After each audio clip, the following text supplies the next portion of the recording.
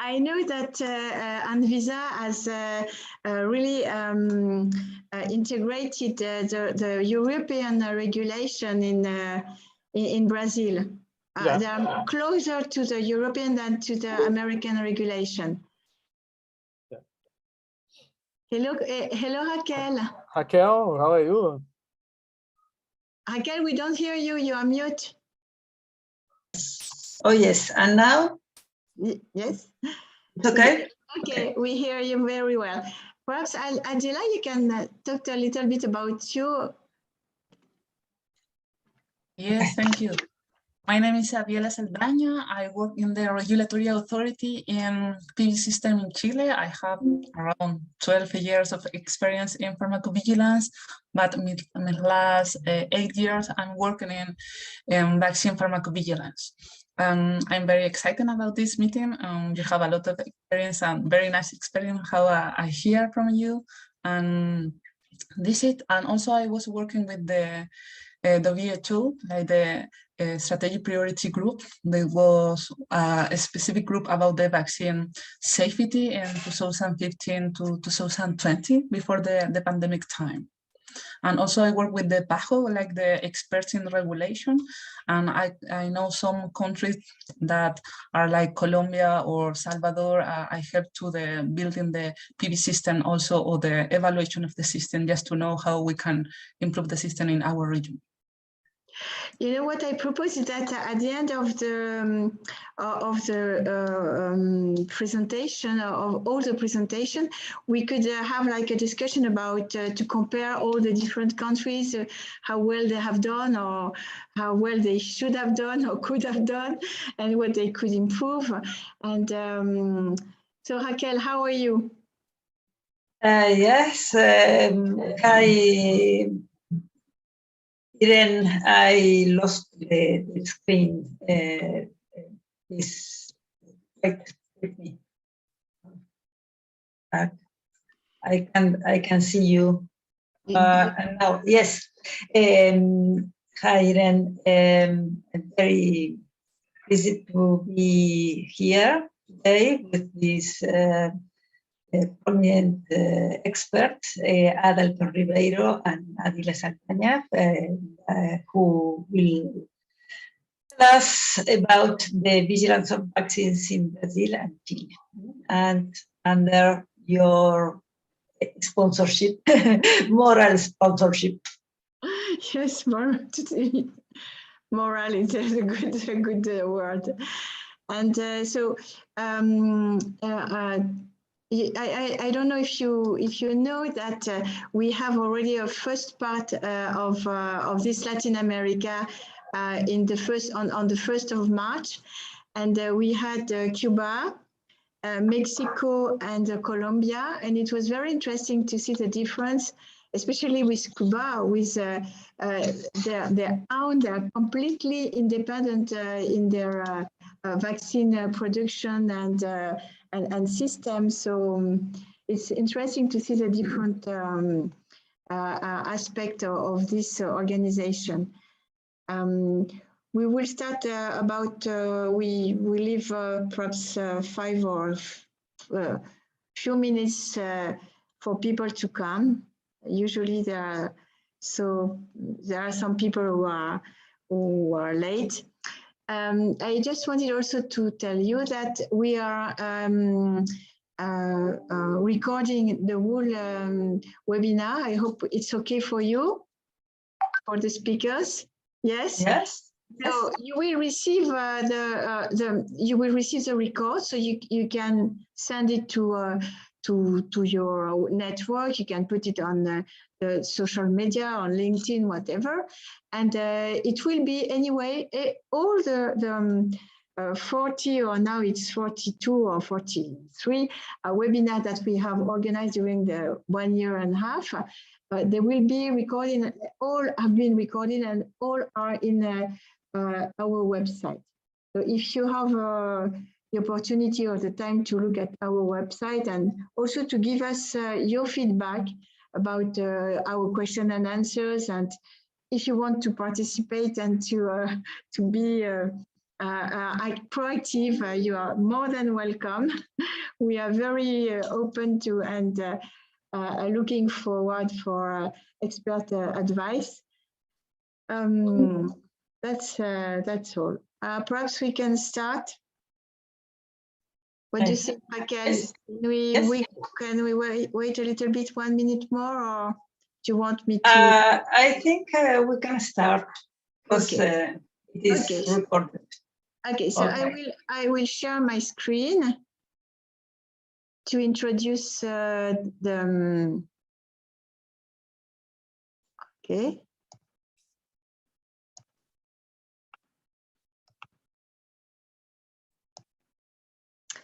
So welcome to the second part of Latin America in the series COVID Vaccine Around the World. We are very glad to welcome our experts from Argentina, from Chile, and from Brazil. This is the second part of Latin America. And the coordinator and really the master for this session was Raquel Herrera Comoglio from Argentina. And we are very proud to welcome you and to host this session. The idea of this series is to compare the way that all the countries have reacted and have organized their answer to the pandemic, to how they have dealt with the medication safety, but most of all the vaccine safety, especially because we have a new type of vaccine with the mRNA. And also how they are dealing with epidemiology, the campaign, and how what according to you, what do you have to share with the other countries? What was good and what you have to improve? So we have already organized India. It was in May 2020, and it was in the middle of the peak of Delta, so it was terrible. And then we had a joint session between US, UK, and Israel, because they were the first one in the vaccination campaign. So we wanted to compare it. It was also a very interesting session. The beginning of March, we have Mexico, Cuba, and Colombia. And now we are welcoming Argentina, Brazil, and Chile. And the next one will be Europe, and we will need also to have two parts because it's also big. So all the events are recorded and are accessible through our website, eranim.israel.org.il. Today we have, for Argentina, we have Dr. Raquel Herrera Comoglio, who is also the chairman of the session and the coordinator of the session. For Brazil, we have Professor Adalton Guimarães Ribeiro. And for Chile, we have Dr. Adiela Saldana. So thank you very much. I just want to introduce, for whoever doesn't know Raquel, who is not only a very high-level professional, but also a very good friend for a long time. And Raquel is a medical doctor. She has a master in pharmacoepidemiology. And because it was not enough, she has achieved pharmacoepidemiology and pharmacovigilance PhD in the E2P. She is heading the pharmacovigilance service in Hospital Nacional de Clínicas, and she teaches also in School of Medicine in National University of Cordoba. She's consultant for the WHO UMC, and she was the previous coordinator of the Latin America ISOP chapter. And it's like that we have met. She was the coordinator of Latin America chapter, and I was the coordinator of Israel ISOP chapter. So please, Raquel, you can start. Okay, I can share my screen. I suppose, yes. Here. And Okay, I'm very pleased to be here, and I'm very grateful for the wonderful words of Irene Vermont. I hope that after such extraordinary presentation of introduction, I hope to not to disappoint you with my presentation. So push on a slideshow. Yes, and well, this is I will share my views and my experience about the vigilance of vaccines in Latin America and in Argentina, and I will bring you some epidemiological data which are publicly available, some data of effectiveness from Ministry of Health publication published in the Lancet. It's not New England Journal of Medicine, sorry. I will comment the safety reports of the Ministry of Health. I will tell you about a small observational study that I designed and conducted. And after we can talk about the conclusion of this. As you can see easily in the world, the COVID pandemic is far to be out of work. The cases are still increasing, and you can see that the deaths are not increasing as can be expected, in spite of the effort for the vaccination. Even in Europe, you can see that deaths are still there, and this is quite surprising on one hand, and disappointing. Because we expected, or we hope that these vaccines that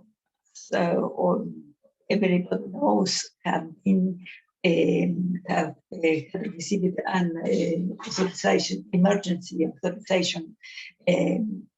Few months later, they had the development had started, were more effective. This is the proof, and but we now we see in the world that COVID is continuously spreading, and we are really quite worried about this. I will give some features of Argentina.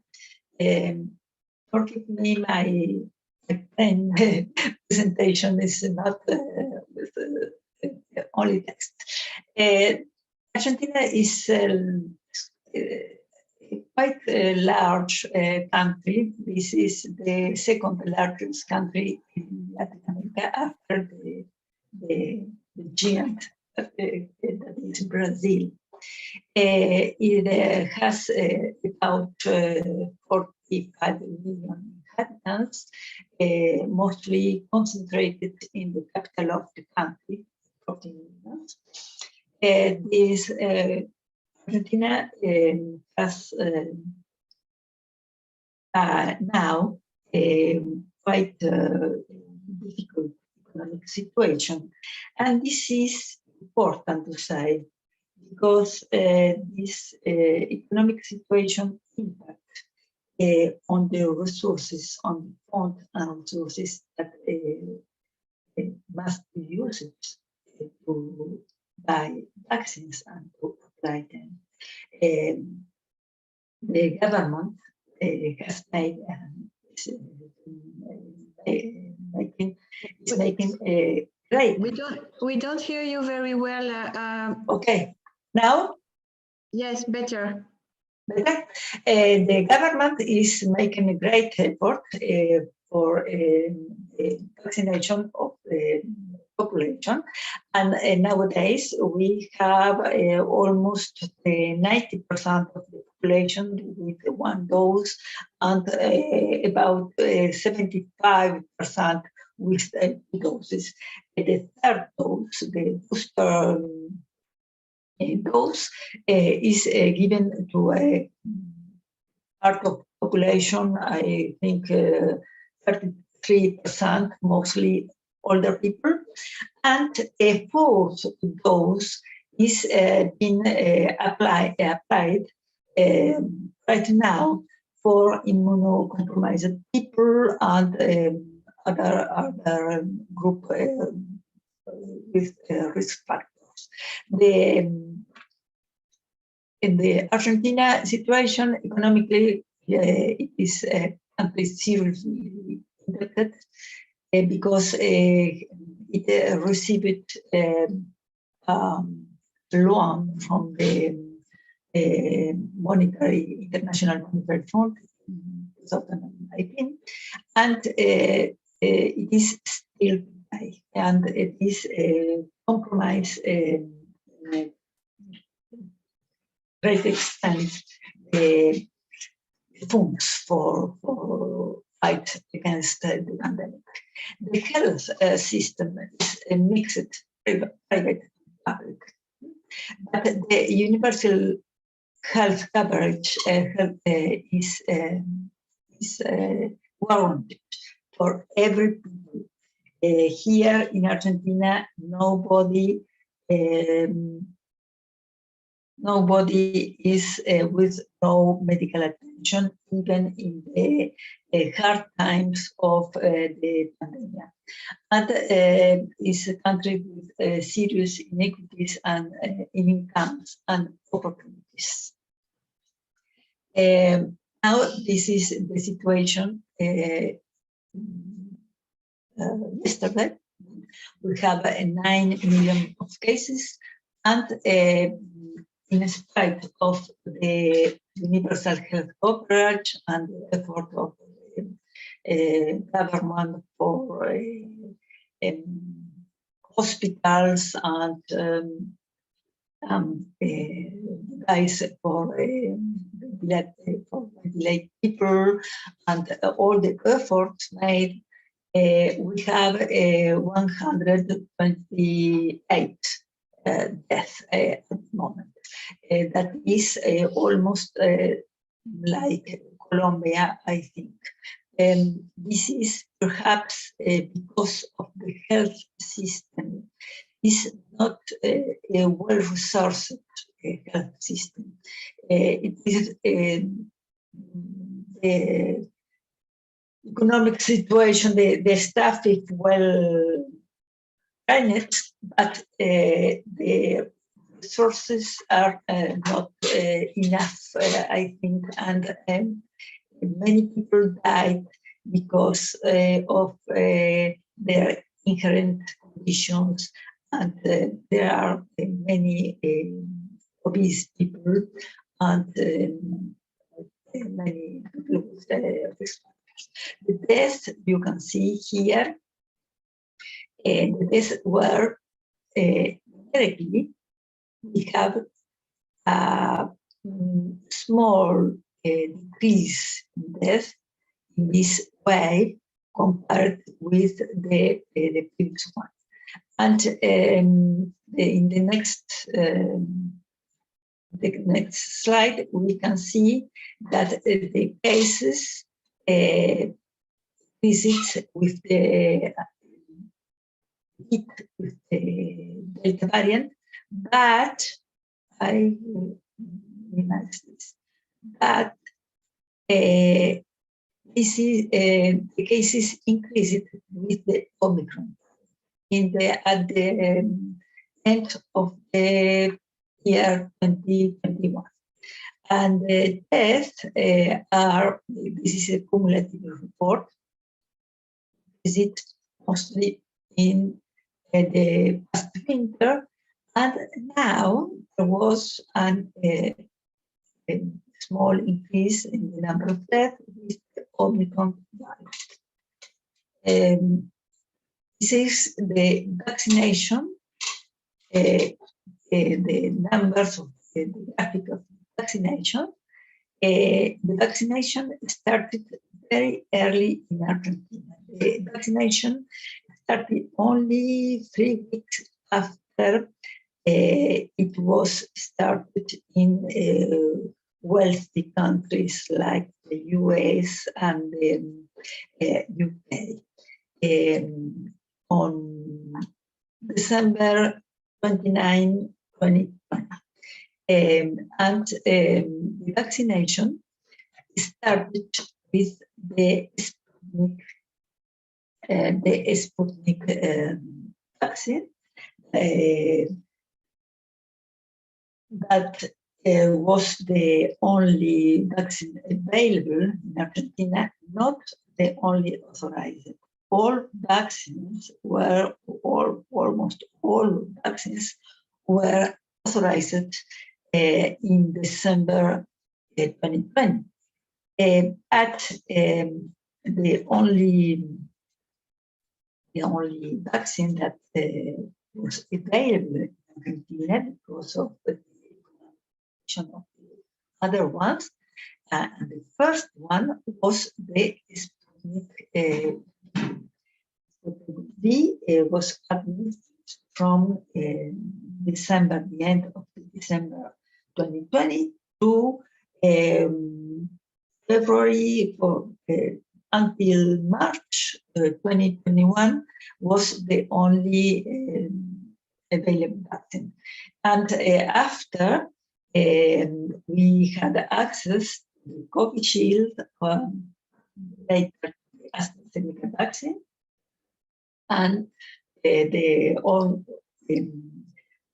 another one that was early available was the Sinopharm. It was this vaccine.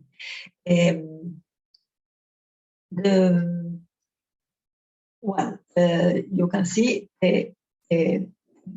those applied in Argentina. And the vaccination was in Argentina for preventing the illness. This article published in the Lancet this week show us that the effectiveness of the vaccines, the Sputnik vaccines, the AstraZeneca, Covishield vaccines, and the Sinopharm vaccines effectively reduced the risk of the infection, of the COVID infection, illness and the infection, and the COVID death in people older than 60 years. This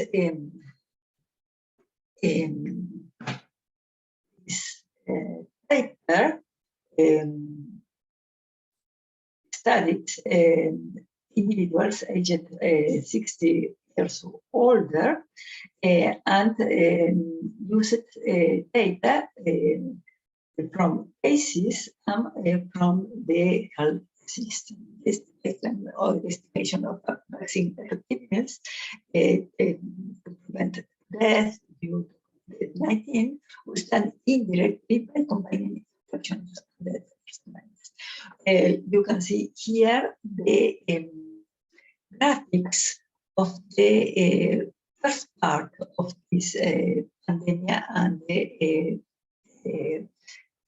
from the fifth week, fifth epidemiological week. The first part of the graphic, you can see the new deaths in blue and the new cases in blue.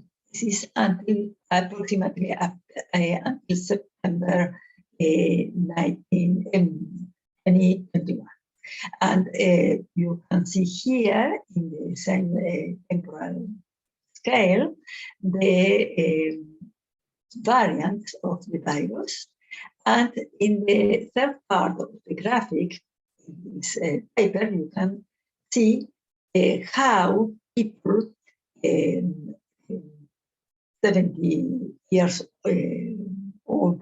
older had started vaccination first, and after people of 60 and 60 years, and the other ones, the younger people were vaccinated later.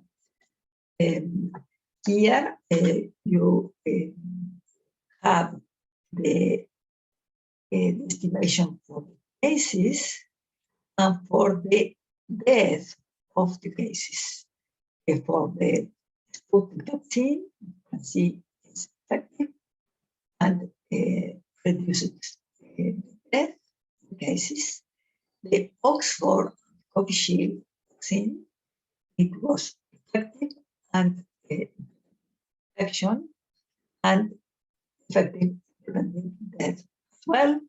And the Sinopharm, the vaccine, was less effective in preventing infection, and also but only a bit less effective in preventing death. You can see here is a bit to the right than the Sputnik and the Covishield vaccine.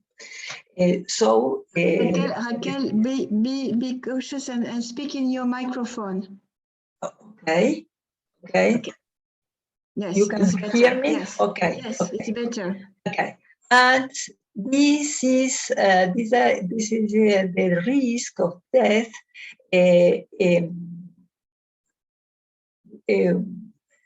by the epidemiological estimation with the Sputnik vaccine, with the first dose and the second dose. With the Oxford and Covishield vaccine, the first dose and the second dose were in both cases more effective, 3 cases more effective. And for the Sinopharm vaccines, the first dose was a bit less effective, and less extent the second dose a bit less effective than the Sputnik and the AstraZeneca vaccines.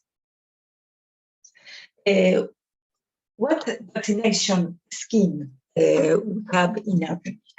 We have homologous and heterologous COVID-19 vaccination, and homologous and heterologous COVID-19 booster vaccination. And why? Because of the availability of vaccines. You don't know if you know that I have already said that the Sputnik vaccine was the first one and the only available in the first part, the first month of the year 2021.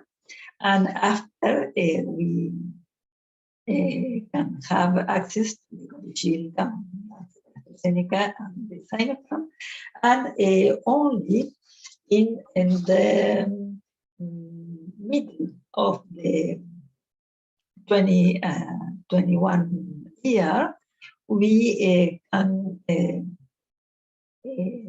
access in August, July and August to the Moderna vaccine, and after in other months, in September, October, to the Pfizer vaccine. The Janssen vaccine is not available in Argentina. It is authorized, not available. And the Pfizer vaccine and the Sinopharm are applied to children and adolescents. the Minister of Health started vigilance of COVID-19 vaccines since the very beginning of the vaccination. The Ministry of Health set a web page for a reporting system for registered health professionals, only for registered health professionals, not for people. And this web page is linked with the National Identity Registry. It is important because it allows to be certain about the identity of the reported case. This is, and you can see here how the reports were really tense, many, the first days and first month of after the vaccination started. But after 2 months after, and for the other vaccines, this line is for the Sputnik, this yellow line is for the Sputnik vaccine. This one is for the Covishield, and this one is for the Sinopharm. So the AstraZeneca is here. The AstraZeneca is the reporting was higher, and there was many reports in the beginning of the vaccination. And after the rate of reporting was much lower, and serious cases were comparatively increased, but it was by effect. Here we had many reports of mild and moderate adverse event following immunization. I summarize it here, the reports. You can hear here that the reports on the first one was on 31st December. There was only 317 reports for 32,000 doses administered, and serious events or suspected serious events were on 2. There were more programmatic errors in the campaign. In the old campaign, you will see that non-serious reports are 99% almost, and the related events were also 94, 92, 97. You can see there are really there. And I will, sorry. In the second report and report of hemiparesia was important. And here we have the number of serious events and the proportion with report to the number of total reports, not with the number of the total doses administered. You can see the serious events are really few in comparison with the others. And we continue here with the weekly report, the February, March 15, 2021. And you can see here that the hospitalization and serious events are a small, very small part of the total reports. Here, sorry, in the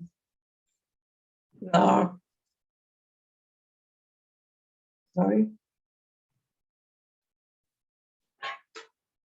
Next one, in the April, we have report of Sputnik, Chile, and Sinopharm, and the reports continue to be very serious report. And the other reports, in the 12th report, we have a case of pericarditis with the Sputnik vaccine, 2 cases of Guillain-Barré syndrome with the Sputnik, and immune thrombosis with 2 cases. And the Covishield, 1 case of Guillain-Barré syndrome. In the 13th report here, John, we have the first 3 cases of the thrombosis with thrombocytopenia syndrome with the AstraZeneca vaccine. That is 0.044 for 100. 100,000 doses. This is in this part. The vaccination started first with the health professional and the essential staff. And a number of young people or people in the middle age, 30s or 40s, were vaccinated at the start of the pandemic. And there were no cases of thrombotic and thrombocytopenia syndrome. But after the middle of the year, middle of the past year, younger groups were vaccinated, and younger people of 20 years older. So these cases started, or this incidental or causal association, I don't know, this thrombosis with thrombocytopenia syndrome appeared in the middle of the year. And in the 14th report, in July 2025, there was one case of the Sputnik thrombosis with thrombocytopenia syndrome, and 3 immune thrombocytopenia. But this is the first case. First case appeared now on July. First case for this B appeared on July 2025. And now we have that the next report is from August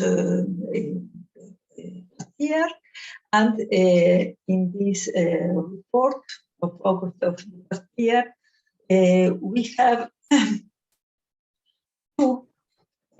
7 cases of thrombocytopenia syndrome for the AstraZeneca vaccine, and 2 cases for the thrombosis and thrombocytopenia syndrome for the Sputnik.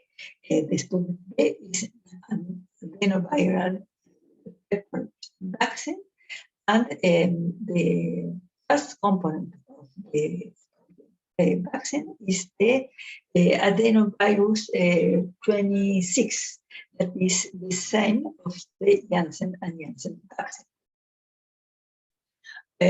Okay, here I summarized the serious events, and all these serious events are qualified by the Minister of Health by indeterminate, not only B1 indeterminate, but with a relationship, but also with B2.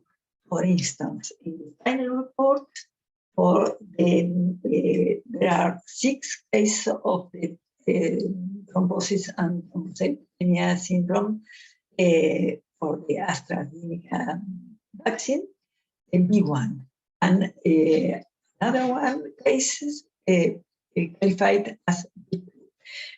And the 2 cases of the thrombosis and thrombocytopenia syndrome for the Sputnik vaccine are classified as a B1. That is, with a temporal relationship, but no determined confirmed causality.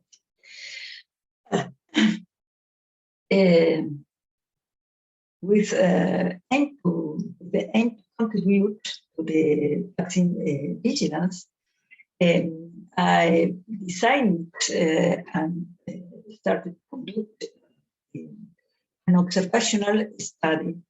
It is the VIVA study, the Vigilance of Vaccine Study. I conceived an observational study only for health professionals working at the hospital where I work, and for collecting reports of and safety of the vaccine, with the total sample of professionals, and by phone calls. This modality cannot be accomplished because of logistics, lack of human staff, and we finally made a Google survey available for everyone who wants to answer it.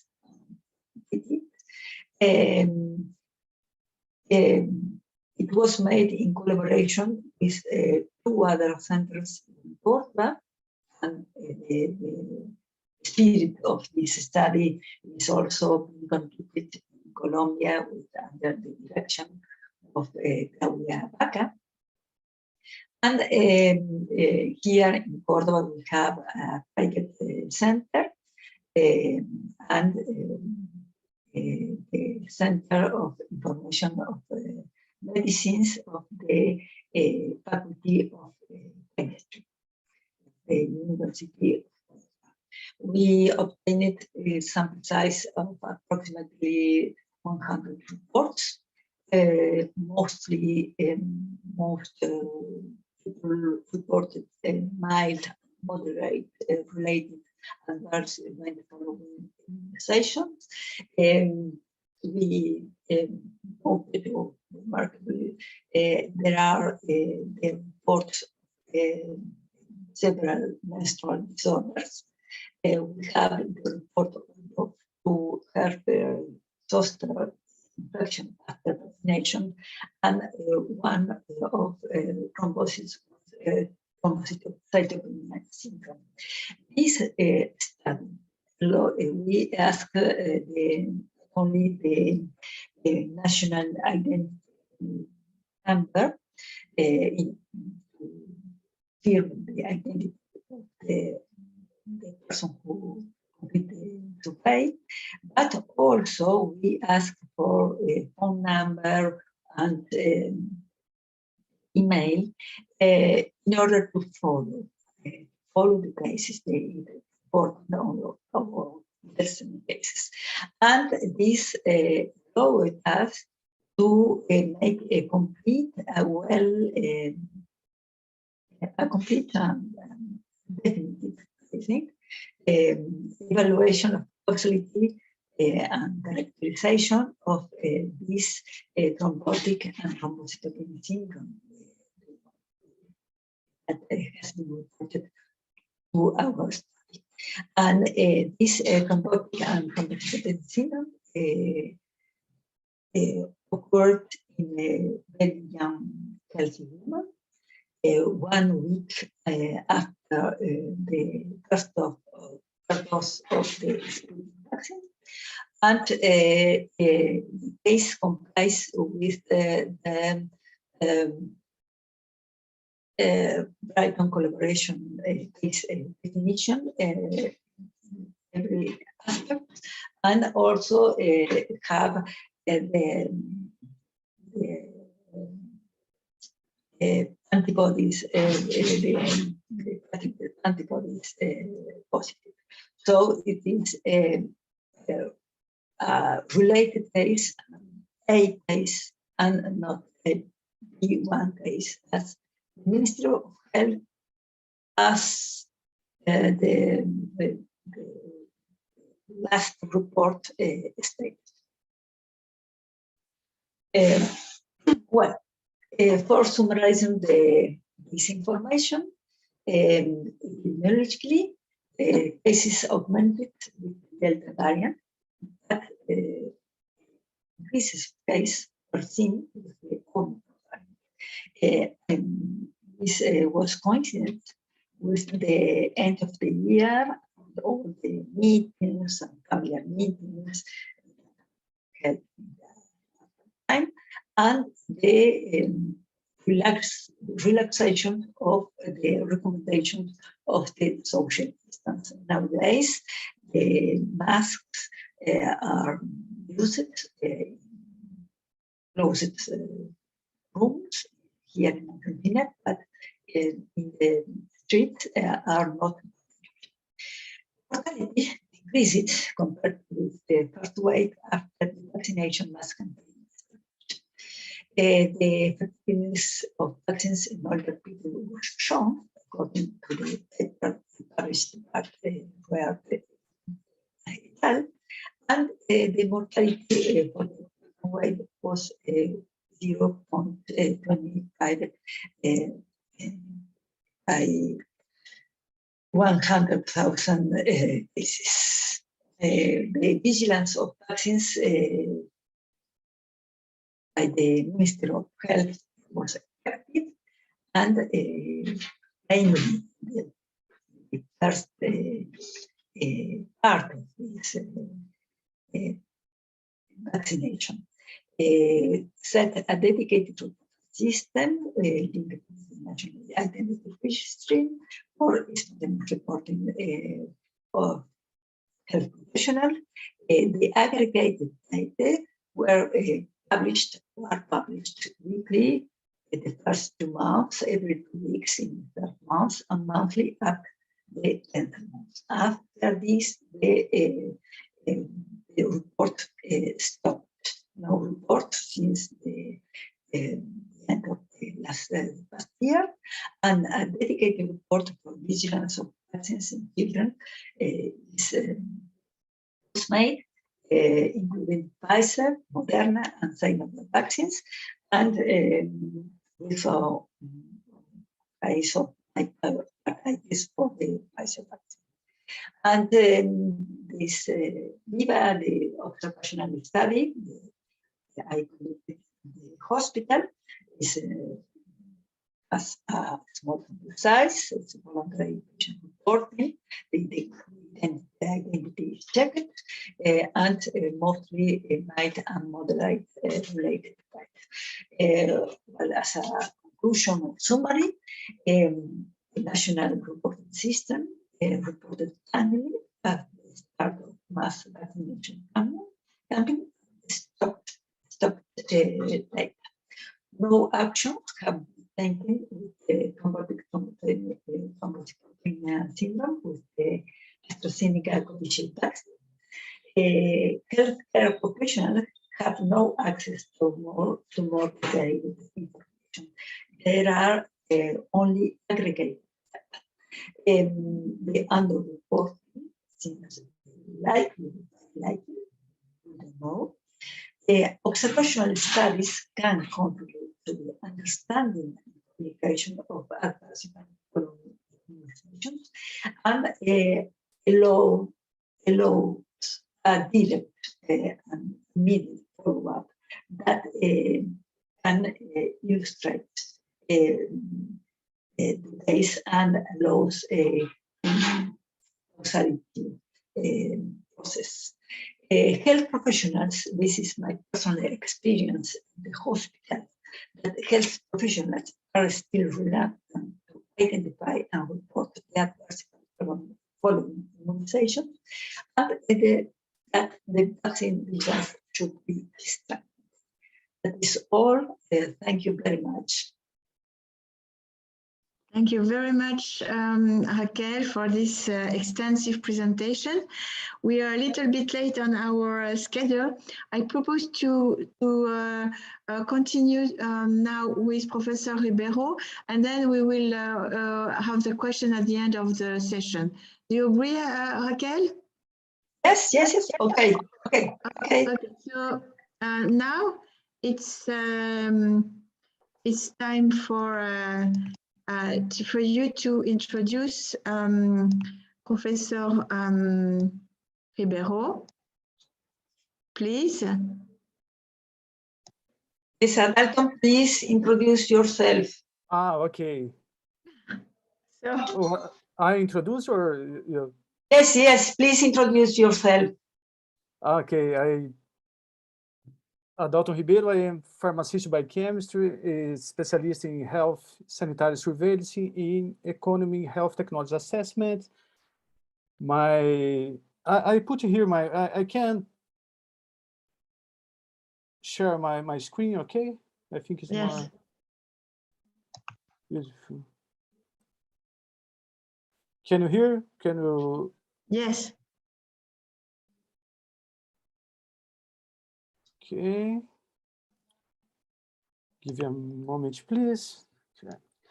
In the last 2 years, I work I was health technology assessment consultant in the Brazilian health ministry, and I formed a regional pharmacovigilance director in the São Paulo states, and 4 member of the pharmacovigilance technical board of Anvisa. Okay, currently I am professor in the faculty Oswaldo Cruz and postgraduate.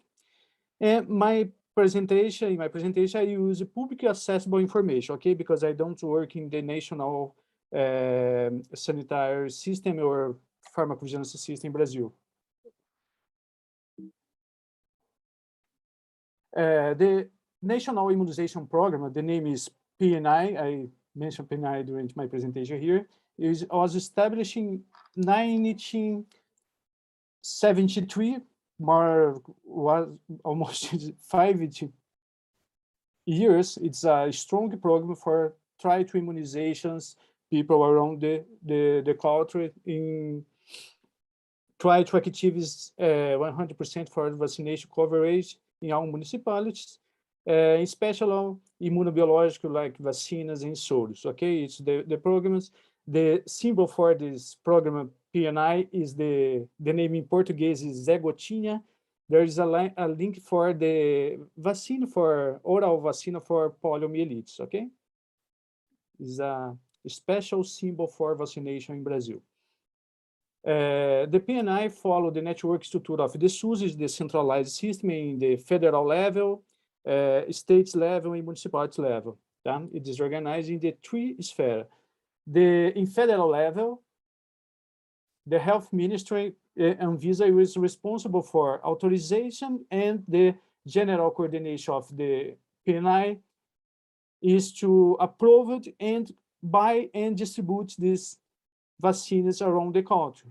And the state is responsible for organizing this logistic and others programs about the vaccination around the municipalities. For example, in São Paulo, one state, São Paulo, there is 645 municipalities here, okay? One state, there is a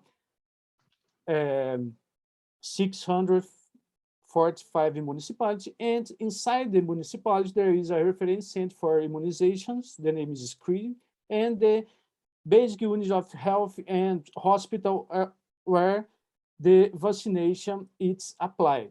So there is a strong system for the vaccines arrived, the arm for the patients, okay? There is a federal level, the states organize the municipality, and the municipalities organize this information about the basic units of health. This system is composed for 27 state central, 273 regional centers, 52 reference centers for special immunological, the name is CRIS, and 38,000 immunizations room during the normal system, and reach 15,000 vaccination points during the campaign, for example, in the COVID. Approximately 300 million doses of the 47 immunobiological distribute in the indirect cost, without direct cost, okay, for the users in the public health system. This is the scenario for colleagues understand the complexity and the strong system of the immunization program in Brazil. As the vaccine is approved and used in Brazil for COVID-19, it's the Comirnaty, it's the Pfizer and Biotech, Coronavac, Sinovac, and Butantan Institute, AstraZeneca, Oxford, the name Covishield, and Johnson & Johnson, they put aqui the name, the substance, because I don't know, I forgot the name of the commercial name of this vaccine. Different of the Argentina show previous by presentation, the Sputnik 5 is not approved for Anvisa for use in Brazil. Okay, there is some issue involved the security, the two adenovirus, so the Covisa don't approve.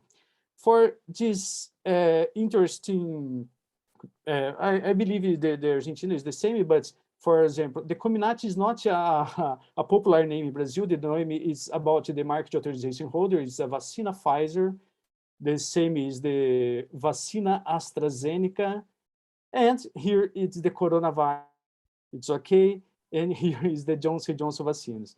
The program uses an interesting strategy for the Johnson & Johnson, because the one dose for these vaccines and use it, for example, to immunization homeless, because it's very difficult to make a segment for homeless, and one dose is possible to make a immunization without to lose the sequence, the follow-up for the second dose or during the program. So this very interesting strategy for immunization homeless, this program.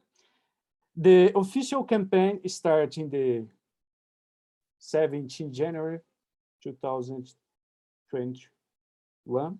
Here it's official because the first dose it's applied before, because there is in São Paulo is a specific program for immunization. Start the Butantan is part of the government of São Paulo, so the first it's applied before.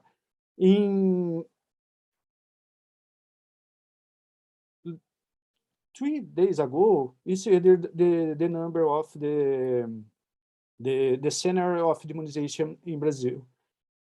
85% receive almost one dose, okay?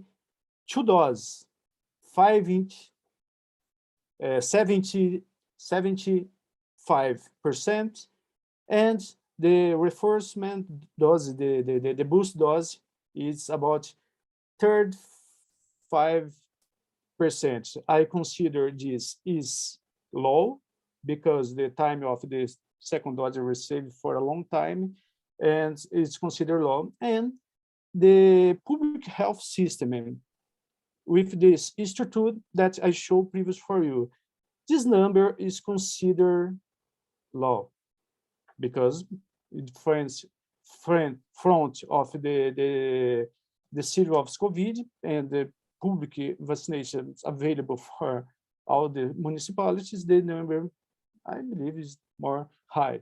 What's the difficulty faces for this scenario?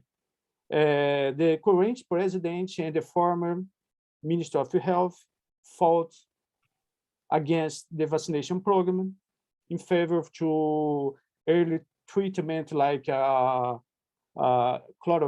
hydroxychloroquine, ivermectin, in others bullshit treatment without comproved efficacy.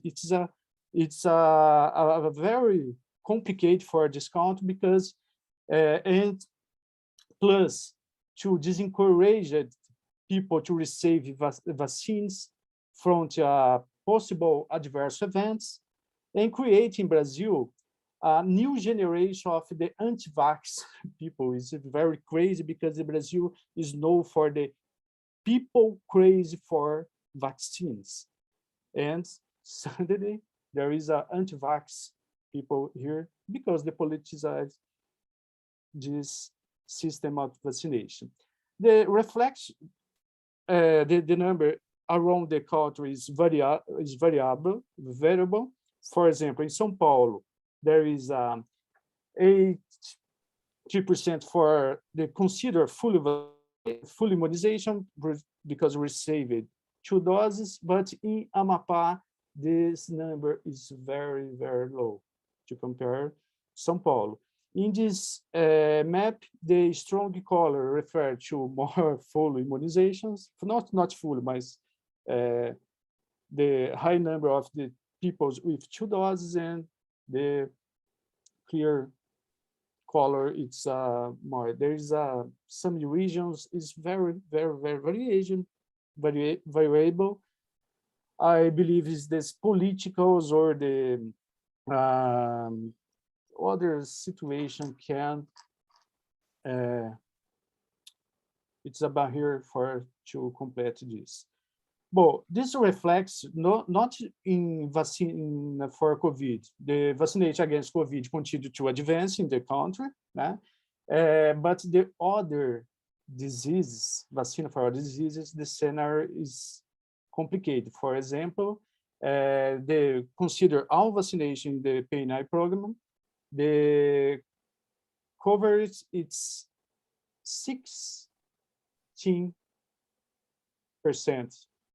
And the record was 95% in 2015. And you consider, for example, the poliomyelitis, the polio vaccines, the coverage is very, very low. For example, in 2012, this number was 96% is the disease was considered eradicated in Brazil. This is a problem because this reflects of the anti-vax movement, the fear of adverse events, reflecting in our vaccinated program here. It is the center considered to the people stay at home for a period to the fear for frequenting the health service. For pharmacovigilance, the Brazil established 2 systems. The Notifica is likely to register program for vaccination, the Notifica, and the Vigimed is the official system for pharmacovigilance in Brazil. And it's possible to report and two systems. This is more used in the vaccination room because the system is used for registration patients. If you have a report, the system can register this information, and this system send automatically information for the Vigimed. So in my presentation already, I use the Vigimed information for show the number of the vaccine in Brazil. Okay, I use the print screen methodology for building my presentation. The system is in Portuguese. I show the information in Portuguese, but it's very easy to understand because the same is very similar to English. Okay. Well, the Vigimed is the system the pharmacovigilance system integrated to Uppsala Monitor Center. This program started to work in 2008, and current there is 100,000 report in this system. Consider to this date for start the system. The previous system, the Notivisa, the name is Notivisa, is not integrated for the system with the information. The Vigimed has the number of the notification, and all the country, all the states in Brazil report for the system, and stand off the system don't save information for the system. It's very interesting because the temporal causality, for example, the 25% of the reports in the system Vigimed that started 3 years ago is composed for the vaccines. The first is the AstraZeneca vaccine, Pfizer, and Coronavac, responsible for 25% of the report, and respond for 25,000 reports in the system. And the states is not all states in Brazil report for the system, and São Paulo is responsible for more reporting in the system here. The adverse events more prevalent or more incident in the system involve no serious adverse events, and this information most is described in the left is not new adverse events in the more prevalent, but it's necessary to analyze all the system for try to find signals. The death for reporting the Vigimed system, it's more or less, I think here it's not a great number compared to the number of reports in the series of the COVID-19. So it's acceptable number of the system is not discrepant for the consider the number of the doses applied in Brazil. The most report is related to the AstraZeneca vaccine, 12,000 reports, and the states that send information for the system is the same. The general does not differ here. And there is I don't know, because I don't have the possibility to analyze to assessment this system, right? But I believe it's vaccination errors or error for fill the report, because there is a grand number for receive these vaccines less than 1 year. I don't know, it's necessary to assess this information more careful for discover this case is a vaccination error or error for fill the report. The profile of the adverse events follow the same. It's no for vaccines, is not a serious, and follow the same profile for the all vaccines here. And the other in the second place is the Pfizer vaccine. It's the 7.5 thousand reports received. The states reports follow the same of the same profile of the Pfizer vaccine. And follow the same. Here is about the profile of adverse events, the more common for other vaccines, and the other compared to AstraZeneca's is not different, the more prevalent reports received in this system. But because the publishing is Israel, I try to information about the cardiac adverse events for this vaccine, and I thought there is a 9.5% of the disturbed cardiac organ system here. In this about all the other system is the, for example, 10%, and the myocarditis inside this system organ is responsible for 16% of the adverse event inside this organ system. Okay, it is about the number, the total number of the report involve the events, cardiac events, and about the seriousness. So my conclusion about this is the problems involve the Pfizer vaccines reflect happened in Brazil too, but it's necessary to evaluate the causality assessment, the alternative cause for this cardiac event, but it's the number. I make this specific, I bring this specific number because of the publication about the association and Pfizer vaccine and myocarditis, okay?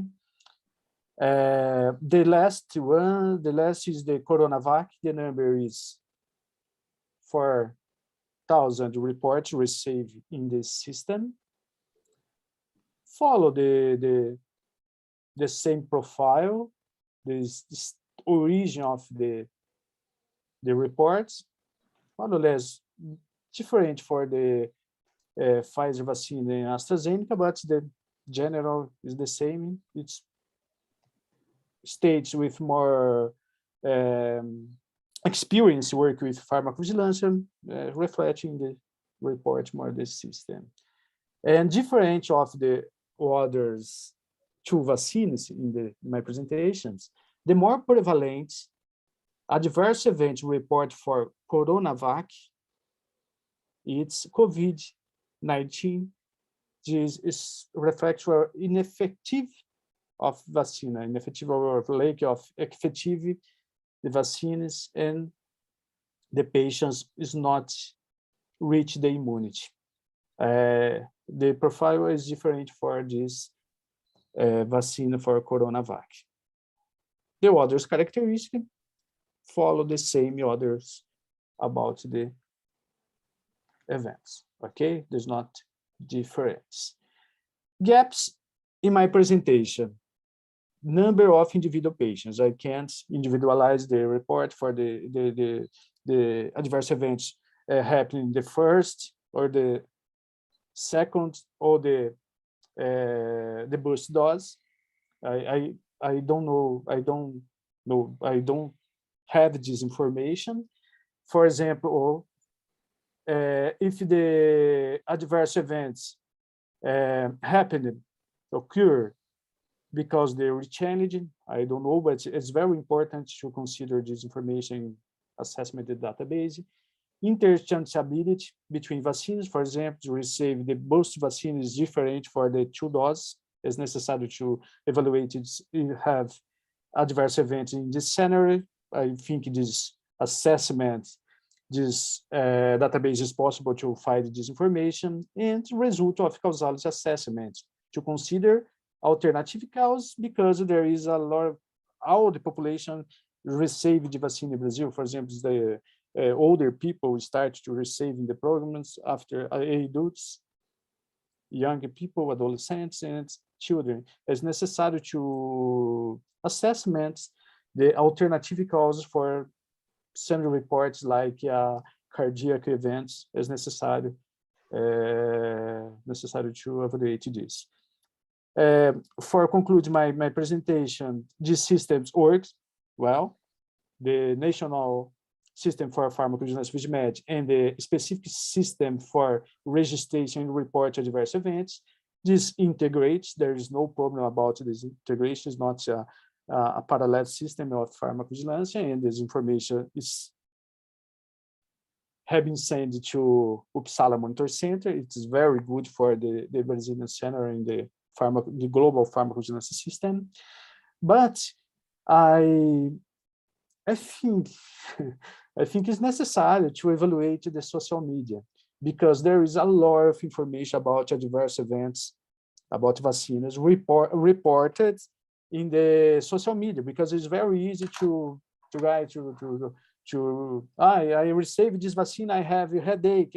Me too. There is a lot of information reporting this informal system of pharmacovigilance. I follow some profile. There is a lot of information about the adverse events, like Instagram. I find information in Instagram.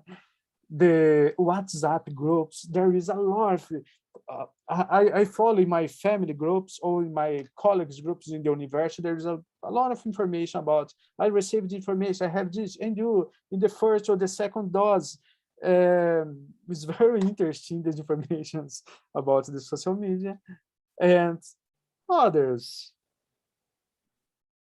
Social media, I think is necessary to look for this university, to find sign to, enfim. Thanks for my presentation. Sorry, because I don't really to bring here, it's accurate information about the pharmacovigilance system, but it's an overview because I use the NotVis information available in the portal Anvisa. Thank you. Thank you very much, Professor Dalton Ribeiro. It was a very interesting presentation and a very impressive dashboard to already have the first information.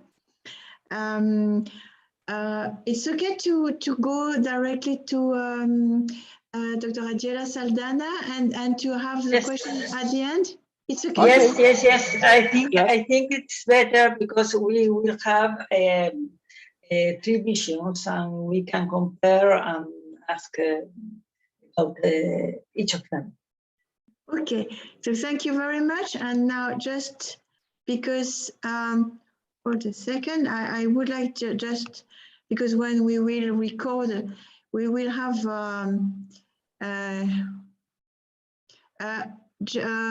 Adiela, just a second.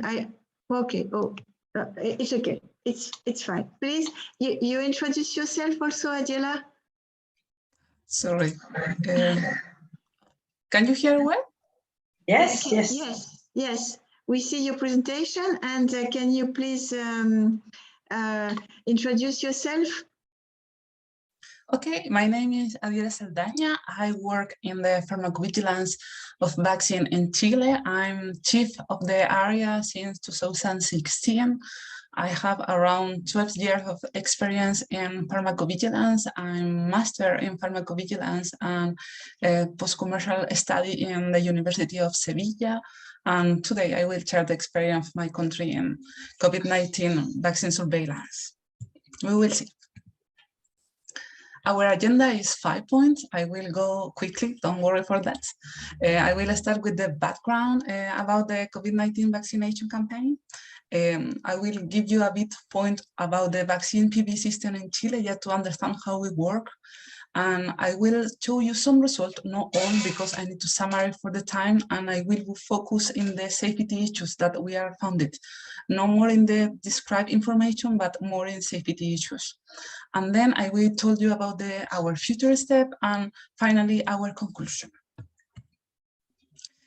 My declaration of conflict of interest, I don't have about this topic. And one thing that also we need to know that how I told you, I'm working the chief of the vaccine pharmacovigilance in the regulatory authority, and the data that I will show you are the national data that we use for take decision. About the COVID-19 vaccination campaign in Chile, we start in 24th of December 2020 with the first doses. And we continue with that with all population, and with the data that we have until February 28th, we have 17 million of people vaccinated, more than 17 million, and this means that we have 90.1 coverage of the vaccination with the primary regimen. That is very good for us. And then we start also with the first booster on 19th of July, but this was only with the specific population that was immunocompromised patient. And then we continue with all population, and we start in 11th in August with this all population with the first booster. And in this group, we have already 13 million of people vaccinated. For our population, this covered that 68% of the population, the coverage. And then we start with the second booster, and we start just a few months ago, 10th of January, and we start with the specific population, also with the immunocompromised people, and we have already more than 1 million people with the second. And our total population, more than 19 million of people. Okay, and this information is coming for the immunization. Now we will know about the COVID-19 vaccine authorized in Chile and how we are using in Chile. We have 7 COVID-19 vaccine authorized for emergency use in Chile, but for now we are only use 4 vaccines that you can see in the screen, and this is the quantity of doses that we are using. This data is until 26th of February, the quantity of the doses. If you see, in the primary scheme, we use principally CoronaVac vaccines and Pfizer vaccine. And then if we see the information that the number of the booster doses, we are using Pfizer vaccine like the first choice. And then we have AstraZeneca, and in the last quantity of cases, we have CoronaVac, also in the case that they have, for example, some adverse event serious, and we want to change the scheme, and we don't want to use the same. For example, if they have some myocarditis with Pfizer with the first scheme, we will change to the CoronaVac for the booster, for example, in this type of cases. If we can see for today, how does the COVID vaccine PV system work in Chile? We have many activities, but for the time of this presentation, I will be focused only in the first point, that is the management of adverse event following immunization cases. And this means the analysis of the cases and the preparation of the statistical report, but also we have very nice contribution with the other part of other department that is for alert and informative notes that other colleagues work in capture the information, international information about the new issues and safeties, and publish this information for the population and the professional cares. Also, we have other area that replies the queries about the vaccine PV, for example, or scam, or other doubt that coming from the healthcare professional, and also for the general population, that also is very important to be in touch with the population and to understand what is the worries that the population have about that. And also other part of area of our work is assessment of the risk management plan and periodic safety update and information report that we have for other area that is working in that, and with focus in COVID-19 vaccine for this period. And yes, for the knowledge, we have working in PV vaccine since 2013. That means that when we start with the pandemic, we have already 7 years experience in PV vaccines. This is our flow of information, how we keep the, well, how the reporting is coming from us. We have like the centralized system that all the level is coming information from the National Regulatory Authority. We have information from manufacturers, for healthcare professional, for hospital, for all the areas that have information about the adverse event following immunization. And we keep all information in our database. Also, this is a challenge because we have 4 types of system that give us information, but we keep all the information in one database to capture all information. And also, we have information with other regional level just for follow the cases. They give the helps to follow the cases when we need more information about the clinical aspect, for example. This is very useful for us. And then when we have the information, also we have the way to give feedback to our reporters, that is with different areas, like I told you before, like the alert about the safety, like a bulletin with information, like the specific letter for that, or a regulatory measure about the safety of the vaccine. This is in general aspect and also is working for the COVID-19.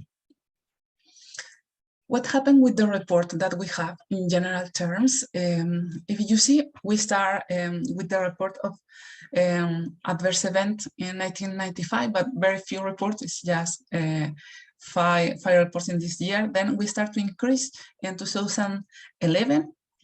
If you see the line in blue, and normally we have around less than 1,000 reports by year. But when we start the pandemic with the use of the new vaccine, of COVID-19 vaccine, we increase a lot the quantity of the report. If you can see here in the table, we have around 15,000 of reports, more than 50,000 reports, only the COVID vaccine, and in the total, we have a bit more than 16,000 of reports. That means that the principal report that we have all the last year is about the COVID vaccine. And this means also that we have new reporters, a new population that we need to reach to get better information. The general information about that we have two tips for now. We are doing two types of the statistical report, one type of report from the adult population and other report for the pediatrics. And in the case of the adult population, where we now know that our rate, like we have 37 adverse event following immunization per 100,000 administered doses.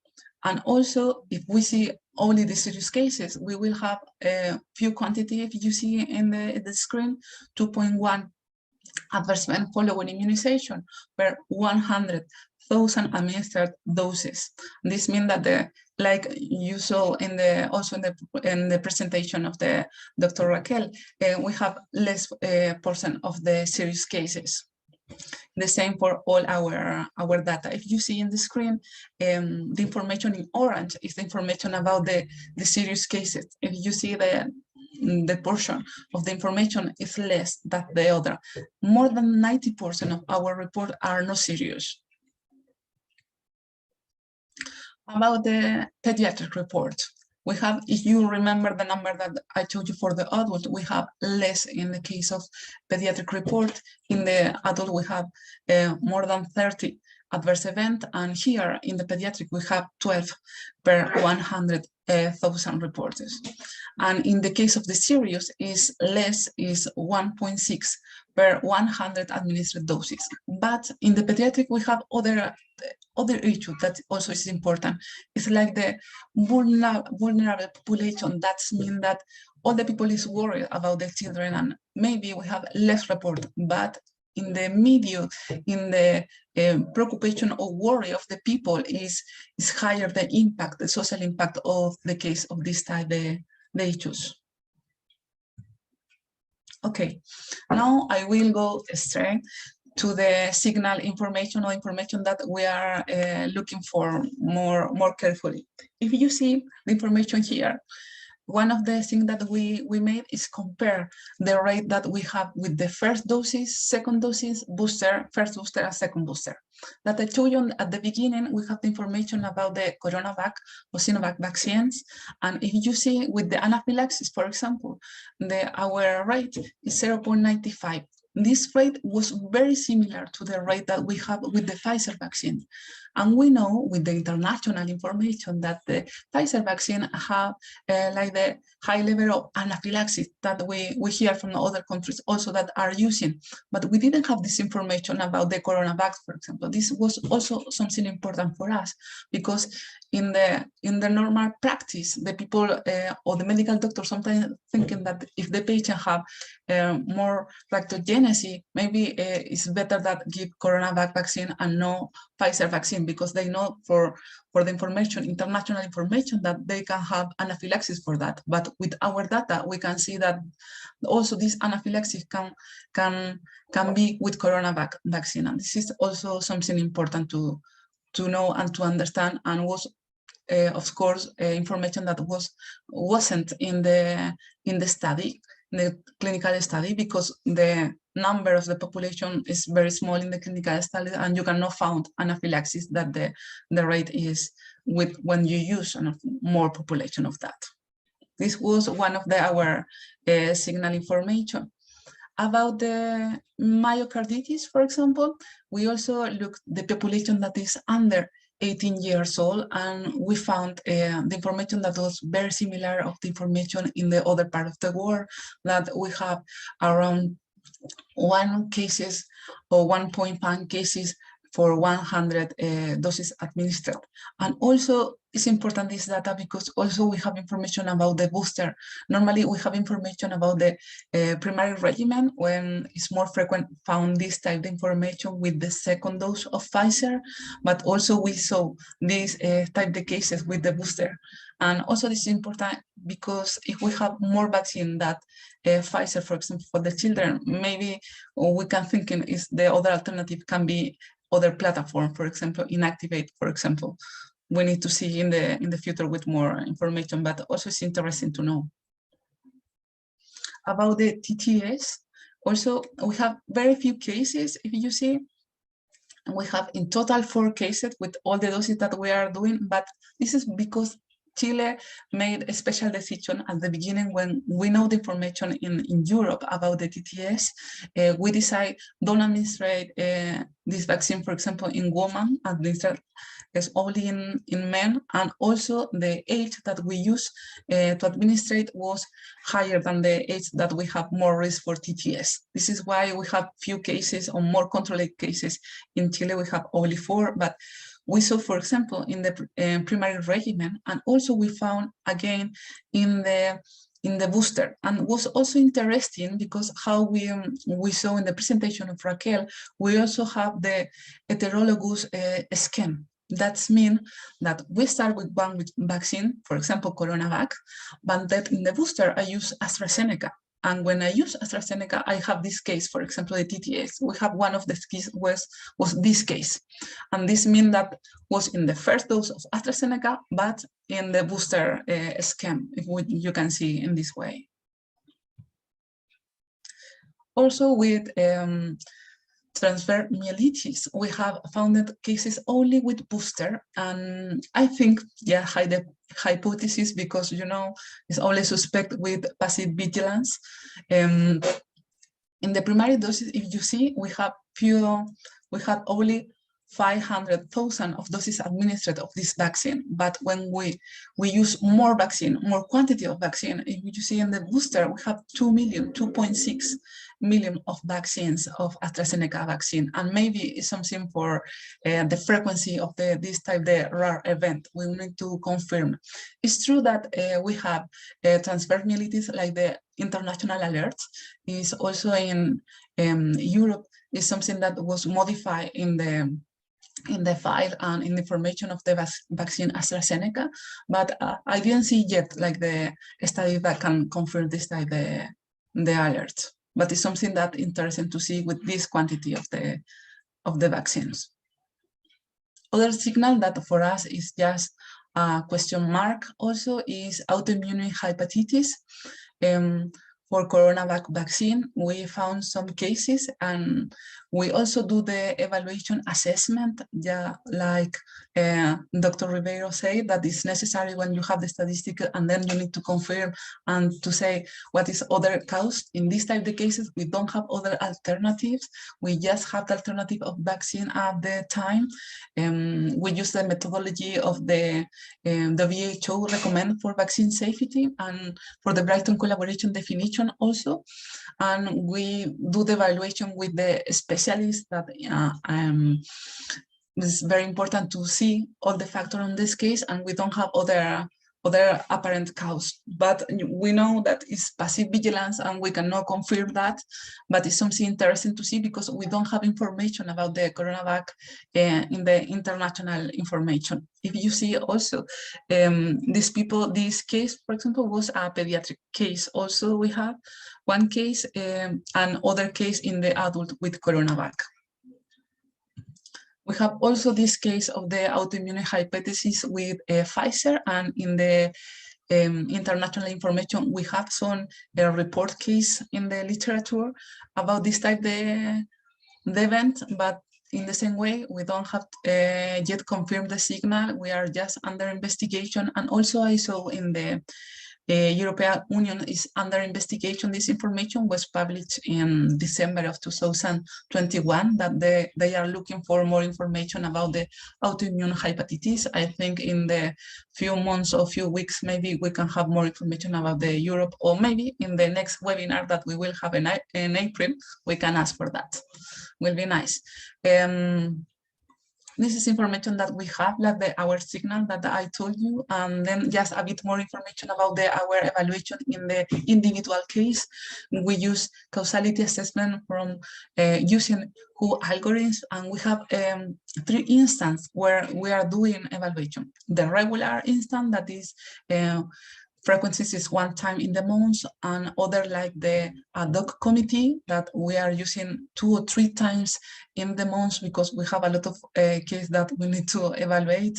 And then we have other internal evaluation when the case is a bit more simple and not too much complicated, and we can evaluate with the internal medical doctor assessor and the staff of the team.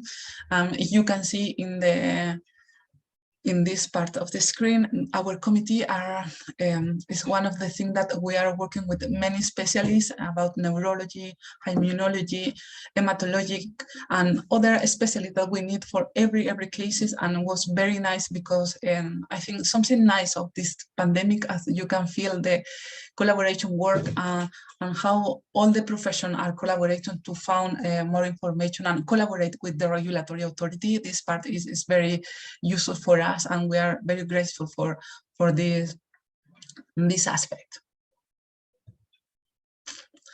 Challenges, how Irene said at the beginning of this webinar, we have challenges with our data, and we want to share also with you because we are colleagues and we share the same scenario.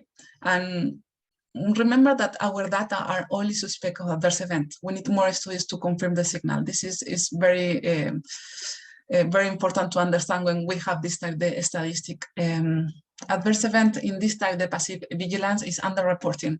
It's true that I have 20 times the quantity that I have the last year or in the past with other vaccine, but I know that it's not all the information that I have. I need to stimulate the reporter for have more information, and how Raquel says, maybe the professional care are not notify everything, and we need to continue notify and give feedback our healthcare workers. The notification made with different level of completeness. I have some very good and I have other very bad. That is also, I have some cases of infodemia inside of our database, and it's very difficult with that. We need to verify the vaccine history, and we do this work with the immunization program because we don't have like the centralized system that I can have immediately the information of the scheme of vaccination. I need to do this work case by case that I am do analysis, and this is also one of the difficulties. I have high turnover of health personnel. You understand, we are in pandemic, the people is also tired, and we have this turnover in all the system. And what's mean that I need to train again the people that I used to have, and now I have more people that I need to give training in pharmacovigilance of vaccines.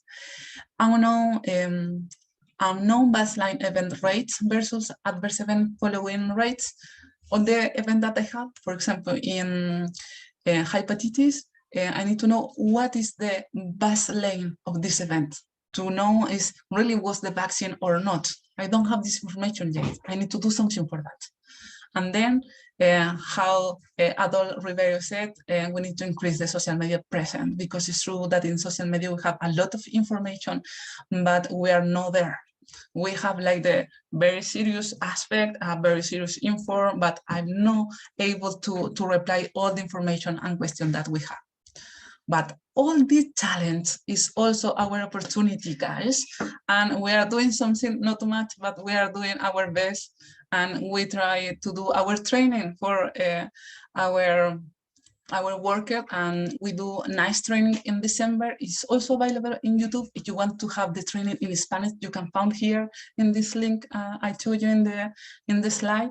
And the topic was very interesting. We have the cooperation with the Pajo region, and in this Pajo expert about the vaccination benefits, for example, just to keep in mind that we are using vaccine, but for something, because we need the benefits of vaccine. It's not only to look the risk, is look the benefits and the risk and have the balance and to understand if it's better the vaccine or not. And then we have also the cooperation of the expert, the Pajo, about the risk communication. That is also one topic that's very important. And you can find also this information in Spanish in this link that I showed you in this slide. Other opportunity is improve our data quality. We are working on that. We have a lot of information now, and we create a quality indicator to understand or to know what is the quality of the report that I have. If I have a report of the good quality and other the low quality, if I can do something. We are not create from zero. We say thank you to Uppsala Monitoring Center, because they create some years ago Vigigrade, and we use Vigigrade like our principal stone to building all these other indicators, and then we apply this indicator to our database, and we discovered that we have different levels of completeness in our database. And we have, for example, in the manufacturers are very low quality of our report, for example, and in the other public, like the system public, is very good if we compare, and also the private system also is good, is similar, it's not something different, and this was very, very nice information. And also we want our next step in that is to say thank you to the people that doing well the work, and to stimulate to continue doing well the work, and also to have like the specific meeting with the people that is need to improve the low quality of the report, because we work with this report, we take the decision with this report, we need to increase our quality of report. Then we are working on carry on pharmacovigilance more close to the population, and the same like the RIM. We are also part of the vaccine safety net. We are in the same net. And we also published some bulletin and diptych of pharmacovigilance and in the past. And also we need to do information about this topic this year. And we are also working, we publish information about the safety information on informative note on vaccine, COVID vaccine, and very frequently, and need to say thank you to the Center of Information of my country, that I think here we have some member of that, and they doing very well contribution for us. And then we also have information implementation of the guidelines, that we start with these guidelines in at the beginning of the campaign of vaccines. And also we have a safety information of the every vaccine, and also we do update of the vaccine when appears new alert or new safety information. We update all this time the information of every vaccine, and also you can find in our website. And also we do this statistical report. We have already 9 reports in the past year, and this year we have already published 2 reports, one about adult and one about pediatric population. Our next step, how I told you, we need 2 more studies. We need to study for establish the baseline of rate of events, and we are working with the Ministry of Health to know what is the basal level of this rate, for example, for the stroke or thrombosis or high immunohepatitis, we are working with the Ministry of Health to have this data from the other years before pandemic and then with pandemic to see what is the effect of COVID-19 in this type of event, and then pandemic plus vaccine to understand if we have some change. We are working on that. I hope that in the few months can have this type of information to share with you. And also we are working with the CDC of US to have a study of sentinel centers. We have also some change in the government at this time, and this means that I need to start from zero again, all this information and project I get with the new authority, but I have hope. I have hope that I will have the yes from my authorities and to implement this type of study that is very important for us to really have a stronger our pharmacovigilance. Our conclusion about the anaphylaxis that I told you in some slide is how I told you I have anaphylaxis that was 0.95 cases per 100 doses, and this information is important for us because we didn't have information and international information about that. We are not found a specific signal with booster, for example, about that. About the hepatitis immune, we need to really review more and have more information that I told you, like to know what is the background of this type of event and if we have or not some effect of the vaccines. The same for Pfizer and Sinovac vaccine. And finally, we are not found some specific signal if we compare booster and primary scheme. And then the last is the pandemic create many opportunities and challenges to improve our PV system. Thank you very much. This is our team that is working in pharmacovigilance vaccine in Chile.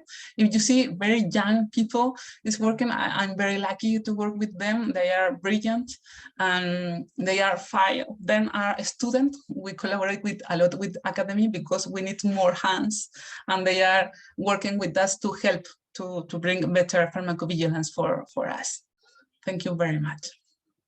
Thank you so much, Adela. It was an excellent presentation and very impressive, the work that you are doing in Chile.